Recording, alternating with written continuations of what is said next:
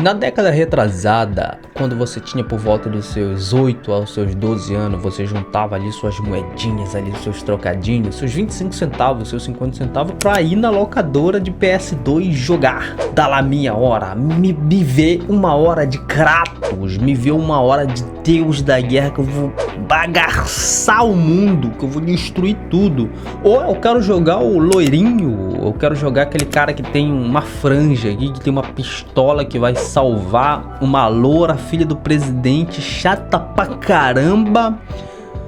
Mas eu quero fazer isso. Ou eu quero pegar aqui e jogar aquele Winning Eleven e destroçar o meu amigo, olhar ele. Foram momentos que passaram, eram muito engraçados pela forma como ele acontecia, porque a gente não tinha poderio financeiro, a gente nem tem poderio financeiro hoje para ter o console do momento, o jogo do momento. Hoje você não tem 4 mil reais para dar um console, 350 reais para dar um jogo do momento.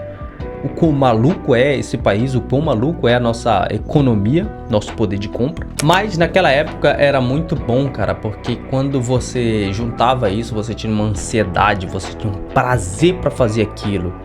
Porque aquilo criava alegria, criava diversão, criava até inteligência, porque a gente pensava muito como que a gente ia fazer tal jogo, como que a gente ia zerar ou fazer tal puzzle. Teve gente que aprendeu inglês através de videogame, porque não sei se você sabe, videogame não era tão popular assim, jogos não eram tão popular assim aqui no Brasil, e não tinham como prioridades dublar jogos ou até legendar jogos, então tudo era em inglês e você que se virasse, e muita gente acabou aprendendo inglês assim na vida. E eu lembro muito na minha época de infância que eu pouco tinha dinheiro para ir jogar, mas eu vivia lá em locadora, eu vivia lá assistindo os caras jogando jogos que eu tinha plena consciência que eu não tinha capacidade de zerar aquele jogo. Aquele jogo não era para mim, mas era muito divertido acompanhar, era muito divertido ver o cara que era bom naquele jogo jogar.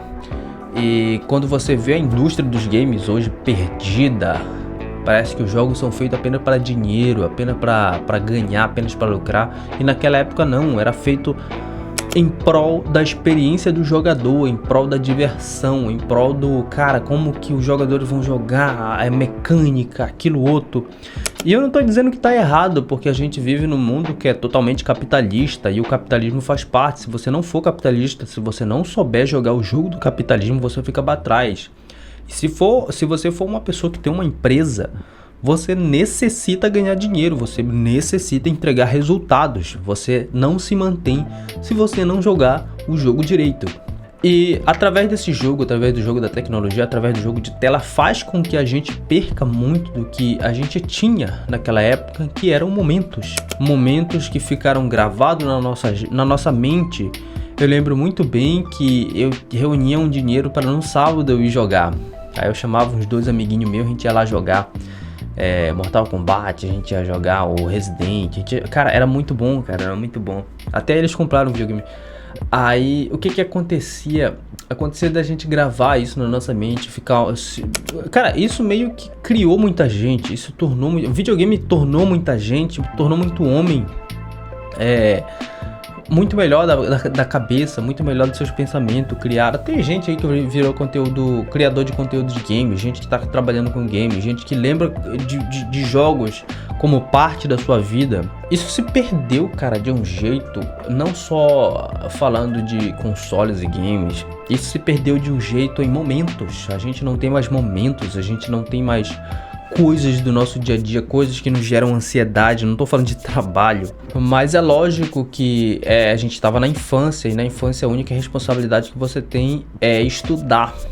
Essa única responsabilidade, e encher as garrafas da sua mãe e lavar a louça, só isso. E você se preocupava em brincar, você se preocupava em jogar videogame, você se preocupava em jogar futebol, e a gente não se preocupava em pagar conta. E é óbvio que as nossas diversões vão ser outras, mas eu não tô falando que você precisa ter diversão igual quando você era criança.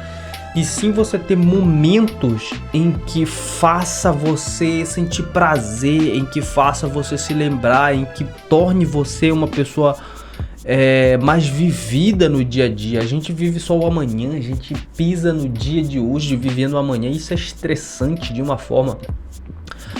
Mas enfim, cara, o vídeo aqui que eu tava vendo nessa rede social e me pegou muito, cara, me pegou muito, porque eu vi como essa parte da minha infância, ela é uma parte muito forte, ela é uma parte que praticamente me fez gostar de muita coisa do que eu gosto hoje, que me transformou como um homem também, e que eu levo essas lembranças, vou levar essas lembranças da minha velhice e vou ficar contando aí pros meus netos, vou mentir o quanto que eu era bom em tal jogo. E no fim, cara, foi um prazer. No fim, a nossa infância foi um prazer. Eu fiz um vídeo sobre nostalgia recentemente. As pessoas entenderam tudo errado, porque as pessoas adoram entender as coisas. Elas adoram entender as coisas como elas querem entender. Elas não buscam contexto.